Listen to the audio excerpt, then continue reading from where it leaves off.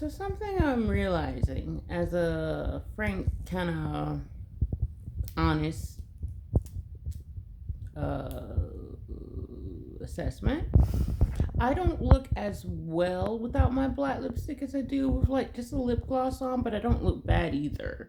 So like I'm trying to build up the confidence to go up to the group house with just a clear lipstick because I just went through like 5 minutes ago through my Facebook photos and videos, and in all of them I look okay without my black lipstick on, and I look okay even in my red lipsticks that I've had, and like my plum lipsticks and various shades and things like that, but I look best in my black lipstick. And I remember when I was at the psych ward for my NGRI charge, I used these Crayola markers for makeup, like for lipstick and shit. And a lot of the girls in there would do the same thing.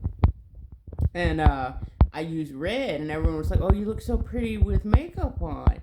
And but then I used like this purple one, and it turned on my brown lips. It looked like a dark plum, and they were like, "But you look really good in the purple because it was a dark plum." And I took this beauty quiz one day, and it said that I look best in berry shade tones. So they said that the dark plum just really brought out my features a lot better. So then I switched over to black, and I liked the red best, but everyone else said I look better in the darker tones. So that's how I eventually gravitated over to black lipstick when I was at the group home. But when I was at the group home, I was wearing this because I remember, like, sorry, I'm not apologizing for the pimples, but like, I'm looking rough. I was just noticing that my cycle's about to start. But like, when I was at the group home, I was wearing this Vampire Cosmetics red wine blend lipstick, and it came in a little wine bottle that screwed off with the lip applicator, and it was like the perfect shade of red that I have ever worn in my life. And they had a scandal at the company, and they discontinued it like 4 months after I found the lipstick. And I swear every makeup brand I used from the ages of like 23 until I was 31, something always happened, whether it was hair products or makeup, that it wound up getting discontinued. So I always was running at the tail end of stuff, and it would be like the perfect hair product that made my hair like almost so soft it felt like liquid, or it would be like the perfect lipstick shade, the perfect eyeshadow, or perfect this, perfect that, and then it would just get discontinued. So I wasn't like surprised that the lipstick got discontinued, but it was when the red lipstick got discontinued that I started wearing black. And I realized I don't know, it just made my eyebrows look darker, it made my eyes look darker, it made my whole face look darker, and I just look best with darker shades on my face for some reason. And I'm tired, so like my eye bags are getting worse. But I noticed that the black lipstick just looked best on me. And so it wasn't really until I got to the group home that I got a little bit more paranoid about my bare face. So, I don't know. I'm not really sure what happened, to be honest, because like I was at the group home for about 2 to 3 months with no makeup, and I wasn't self conscious. I was comfortable. I was fine. But it wasn't until I found black lipstick and found myself to be looking my best that I didn't want to go without it. So it really wasn't until I was like 32. I'm 34 now. So it wasn't until I was like 32 that I got a little bit too attached to my black lipstick. And I found a really good black lipstick that was matte that really brought my features together. So then I was like, I just feel so unput together. Like, it's not, how should I say, it's not that I feel ugly without makeup on. It's that I don't feel put together, and I don't feel that I look my best. It's really what it is. It's that I don't feel I look my best. And so like the problem that I have with that is, it's like, why would you go out in public not presenting your best self? So it's like, I feel like I can't just let myself just exist the way I am, because it's not my best foot forward. So like I've always been, since I was 23, very fashion forward. I'm not saying I dress up to the gods or anything like that, but like I put effort into how I dress, put a little thought into my outfits. I put together some jewelry, rings, nails, makeup, hair. I try to put myself together with multiple parts of aesthetics. So I just prefer to be a little dolled up, and I don't feel dolled up without my lipstick on. So I just feel out of sorts when I don't have my makeup on. It's not that I feel ugly per se without my makeup on, and it's not really bothering me that I don't look as attractive as much as it bothers me that I don't look my best. So, like, my face as it is, it's not a terrible face. Like, it looks fine. I mean, I look a little rough right now. My cycle's starting. I'm bloating. Like, I got pimples all over my face, and my eyes are a little puffy, and my creases are a little darker. So I'm not looking my best at the second. But, like, normally when I put on a clear lip gloss and my face is barefaced, I still look attractive. But, like, I don't look as good as I do with a black lipstick on. And so, like, I was talking to one of my girlfriends, Tina, new girlfriend. Like, she's a girl that I met when I was going through my NGRI charge 2.5, almost 3 years ago now. And I mentioned her on one of my last videos that I got out of the group home, I think, before she did, or she got out before I did, and we didn't exchange numbers. But we exchanged numbers, like, last week or something like that. So we're getting closer these days. But I remember just mentioning to her and my friend Danny, there was this girl at the group home, and I wasn't trying to be catty or underhanded or anything like that. It was stunning, because I've never, the only time I've ever seen anyone with makeup on, when they take it off, they look like, normally you see girls on YouTube who they'll wear a lot of makeup and they take it off and they don't look very good. Like, the eyebrows have been shaved down to nothing, and their texture is blotchy and red, and they just don't look very good. But they still look like themselves. But there was this girl at the group home, I'm not gonna mention her name or anything like that, but there was this girl at this group home who had on all this makeup, and she was easily way prettier than I am, like, with her makeup on and everything like that. But then I saw this girl, like, a week later. This was just like 3 days ago. Like, this was last week when I was at the group home, like on Wednesday. And I saw this new girl on campus, and I didn't think anything of it. When she sat down and someone called her name, and I just did a double take, and I was like, that's the same girl from last week. She does not look like herself.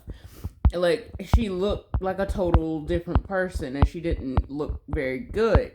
But, like, I've never seen anyone who looked like a totally different person in their makeup than they look without it. So I just mentioned to Danny and Tina, and was like, I didn't recognize her without her makeup on. I didn't realize that was the same person.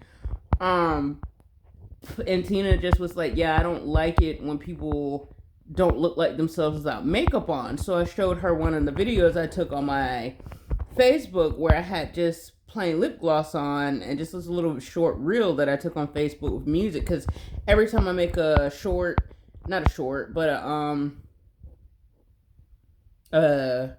is it called shorts on Facebook, or is that Instagram? I don't know. But anytime I put a picture on Facebook Shorts, if that's what it's called,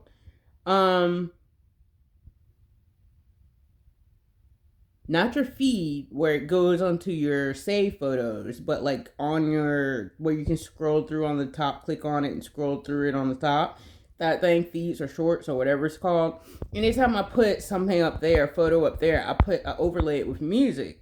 So I made this little shorts video of me and just my lip gloss, and I had this in my hair, and I had music over it. So I took this little video or whatever, and so I showed it to Tina, and she was like, no, you're still cute without your makeup on. You still look like yourself. So it kind of calmed down my anxiety a little bit, and I showed it to Danny. He said the same thing.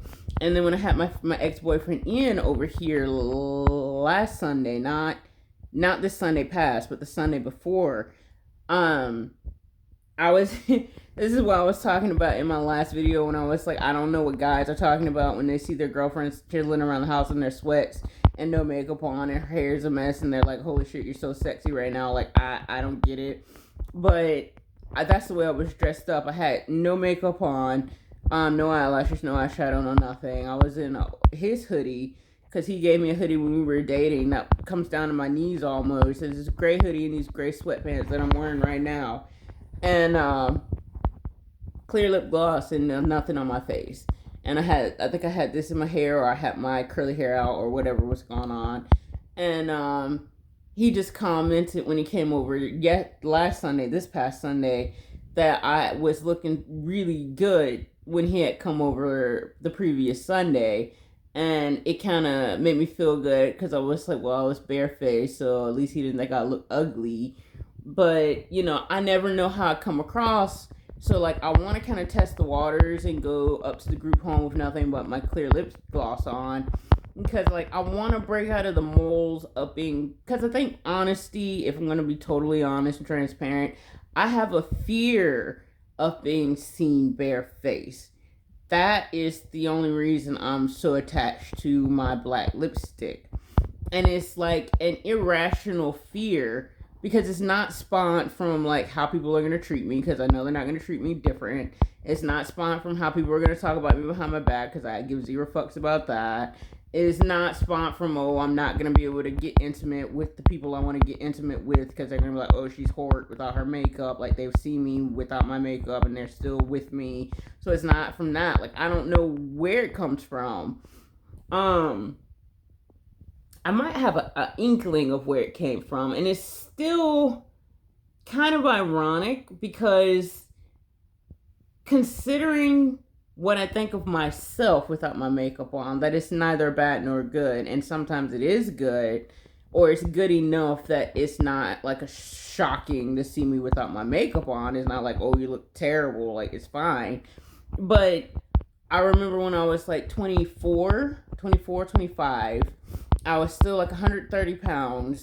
And my aunt, I had just, like, when I was 23, from 23 to 25, like, every single day, I was dressed head to toe. Like, I knew how to put a wig on really, like, way better than I've been doing in the last couple of years.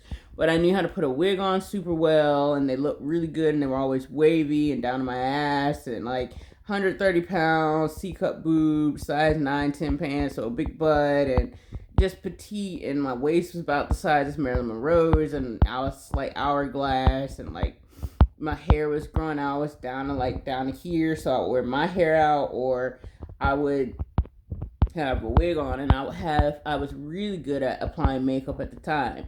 And so I had found the perfect red eyeshadow, and I would either wear this red eyeshadow or I would wear this pink eyeshadow. And it really accentuated my eyes. So I did that. I would wear the winged eyeliner. I would wear red lipstick. And I had liquid foundation. So the pores in my face really were blended out very, very well. And I would do not a full face of makeup because I didn't do all the contour and highlight and shimmer and concealer and all this shit that the girls do that I think was awful. But I just did like a foundation, and then what I just said with the wing liner, shadow, and lipstick. And I didn't have gauged ears, so I always wore pearl earrings, or little dangly earrings, or little dream catcher earrings. I just wore nice jewelry all the time. I didn't have any piercings in, and I just looked really feminine and put together. And so my aunt got used to seeing me decked out in makeup all the time. And I just distinctly remember catching sight of myself at that time, at that small weight. My face was super small and petite. And I clearly remember, like, I caught sight of myself in my aunt's mirror. And it wasn't a vanity mirror, but it was like $1,000 mirror that had the soft glow and the 3D effect. And it really did a good job of making you look really good and picking up colors and shades and tones. Like, it was $1,000 mirror, so it was a really good mirror. But I remember catching sight of myself and being like, wow, you really do look like a perfect 10 right at this moment. I've never seen myself look so beautiful before or after. Like, I just, with the way I had my makeup done that day and my body being as small as it was and the way I was dressed and my hair being done the way it was, I looked like a perfect 10. And I was like, wow, you look beautiful. And it was like the only time I've never not seen myself with body dysmorphia. And I was just so happy that I was coming across that way to people. So I had that moment, but like a month later or something, I came over to the house without any makeup on, and my aunt was like, I don't know how the conversation started, but she was like, the tail end of what she said was, yeah, because you're not beautiful without your makeup on. But the way she said it was like she was saying it to hurt my feelings because my family are abusive narcissists. So it put this idea in my head, and that's how I got hyper focused on like refusing to go around guys that like me who had only seen me with my makeup on, or giving me free coffee or free beer and paying for my shit. Like people who worked at the store who were giving me free stuff. Like I would refuse to go in front of them without my makeup on because I didn't want them to feel some sort of way about me.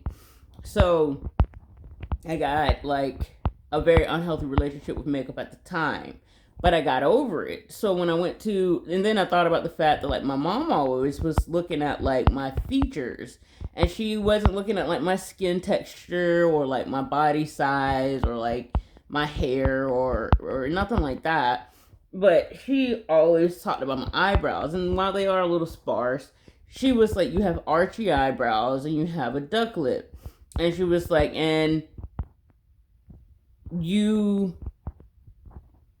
she said I had dark eyes and I had archy eyebrows and a duck lip, and that I was going to be really attractive when I hit my 30s. And I was like 13, so I didn't have any makeup on. So between what she said and what my aunt said, it kind of balanced, evened itself out to where I got back comfortable not wearing makeup, like when I was at the group home and when I was homeless right before I went to the group home because I didn't always have money for makeup. So I was just back to being comfortable. I wasn't thinking like, oh, I'm pretty without makeup, because I never had thought that previously. Even with what my mom, she said frequently what she thought I looked like. She thought I was pretty thin, but she thought I was going to be like a knockout when I hit my 30s. So it never sunk in what she would say. Like I always kind of passively listened to what she said, but I never really grew up with this like, oh, I'm pretty and I'm going to be really pretty when I hit 30. It was like it went in one ear and out the other. So for some reason, like I just, maybe all the other abuse, I just didn't know how to take anything to heart that was positive from her. But it didn't really register as anything actually significant or positive. I was like, okay, she thinks I'm pretty. I never focused on whether I thought I was pretty. It was just a sound to me. So when I went to the group home, I got comfortable being barefaced.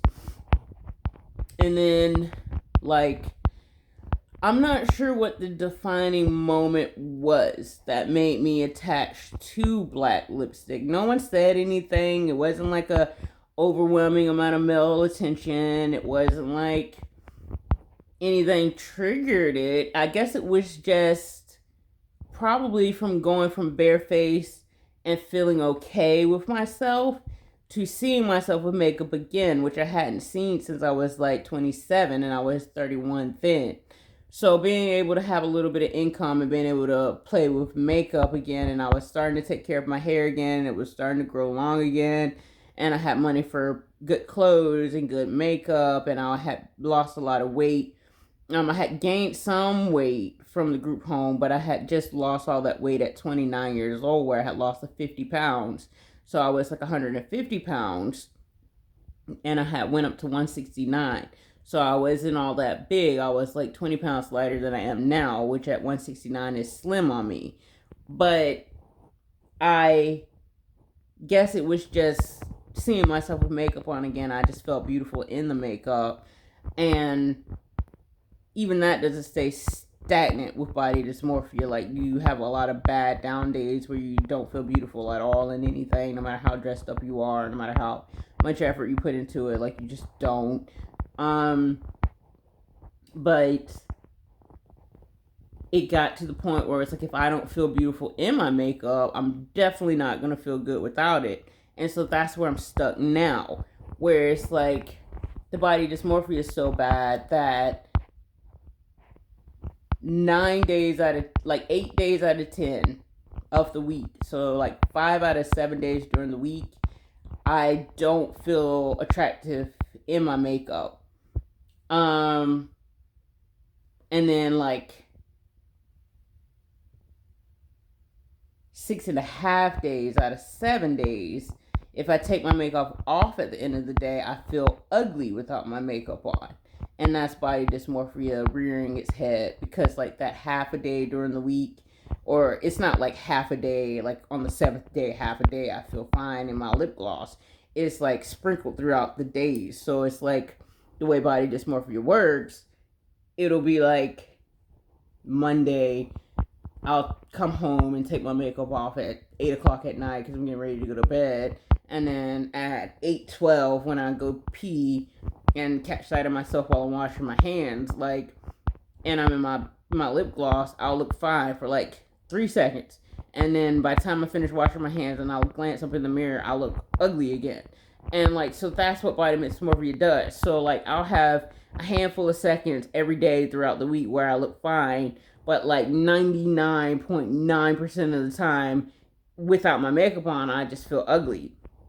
And 99.9% of the time with my makeup on, I feel ugly. So that's just body dysmorphia. And I'm not fishing for compliments. I'm only venting on this because this is my YouTube channel. So this is my platform. But I'm just speaking on the nature of body dysmorphia. Like, it's very twisted. It's very warping. And the 1% of the time where I can see myself as attractive and I can see the effort I put together and putting my looks together, and the 1% of the time where I can see my attractiveness even without makeup, it's rare. So it's hard to hold that awareness steady in my mind that your attractiveness, like I talked to ChatGPT and I have it on my mirror and it says, what does it say? I don't know, something like your attractiveness is steady, your perception is not, or something like that. So I have that up there to just, as another mantra, to just remind myself that I look well no matter what. It's just my perception is the thing that is constantly changing. So just to try to drill it in my head that I look okay and I look good a lot of the times, even on my bad perception days, to try to retrain the body dysmorphia out. Because like, even going to therapy and working on body dysmorphia, they're just going to tell you the same things, to try to learn how to hold your perception steady. And they don't want you to work on feeling beautiful all the time, because it's not realistic. Your cycle comes on, you're going to bloat, you're physically not going to be as pretty as you would have been, and your brain's going to see that even if you didn't have body dysmorphia. So that's not the goal. The goal is to be okay with yourself, which is where I would ideally like to be, because that's the way I've always historically been. It's just okay. I don't question if I'm pretty or not. I don't care if I'm pretty or not. I'm just content with myself. So like, that's where I would like to be. So that's why I'm actively working on my body dysmorphia and retraining my brain and putting those new neural pathways in there and retraining it how to think. And that's why I have all those things on my mirror. Just to remind myself and have it in there subconsciously and in the forefront, that I can read it every time I go to my mirror. And when I'm having a body dysmorphia moment, I can just look at it and read it and put it on my brain so I can retrain it and work on the body dysmorphia. But I just wanted to make this video because I would like, and am intending to, at least for a week straight, go to the group home in nothing but my lip gloss, just to get comfortable with myself, because it has much less to do with how people view me and about my own fear of allowing myself to be seen without my makeup. It's not even about people seeing me, because they've already seen the videos and they've seen me at the group home without makeup. Like, they know what I look like without makeup. It's just a fear I have of doing it at this point, because I haven't done it in like a year. So it's just, I don't like not presenting my best self. So and then it becomes a question of, do you have to? It's like, if you feel your best in makeup, then go wear your makeup. You don't got to torture yourself into not wearing it. But it's something I want to be comfortable with. It's not having to wear makeup. Like, if I want to not wear it and also feel like that is another best side of myself, I should be comfortable enough to do that. So logically, I should do that. So I think next week when I go to the group home, I'm just going to bring my clear lip gloss and have a little touch of something on my mouth. Just a little something to feel a little put together. But also push myself out of my comfort zone and work on my body dysmorphia a little bit. I know I'm going to have moments throughout the day when I go to the bathroom and catch sight of myself in the mirror where I'm going to feel awful, but that's part of the healing process, is reminding yourself nothing bad is going to happen if you feel bad, and nothing bad is going to happen if people see you. Nothing bad is going to happen if you see yourself, because I do still have body dysmorphia and I am going to still feel bad on occasion. But as long as you push yourself through it, like ChatGPT said, exposure therapy is what helps body dysmorphia die down. So I kind of have to if I want to help myself. So face your fears and get over it. I've already had my fears truly allayed with my friends and Danny and everybody like that. I mean, they've already told me that I still look decent, or they say good. I say decent or fine enough without my makeup on. So I'm hoping that I can hold on to that thought throughout next week and not have a miniature panic attack that I don't have black lips today, because it's kind of comical. It's just lipstick and you should be comfortable in your natural skin, and I really miss being comfortable just in my natural skin. Like, I don't like being attached to makeup that much. It's exhausting to feel like you're relying on something to feel confident when I've always been confident without it. Like, I lost some of my confidence, and there's no real reason for it. Because I was confident barefaced 2 years ago, and now I'm nervous about it. So, like, I would like to, if I can't figure out why that happened, just at least get over it. So that's why I make barefaced videos up here sometimes. Sometimes I look rough as fuck. Sometimes I look fine. I know my teeth are a little more pronounced without the black lipstick. And you see all the flaws and shit. But I would rather bite the bullet and just deal with that. That's my teeth, not my face. So that's fine, but I would rather bite the bullet and do that. So I just wanted to get up here and have a open-hearted discussion about it, and be barefaced while I do it. More exposure therapy, and work my way through it. So I love you guys, and I will talk to you soon. Bye.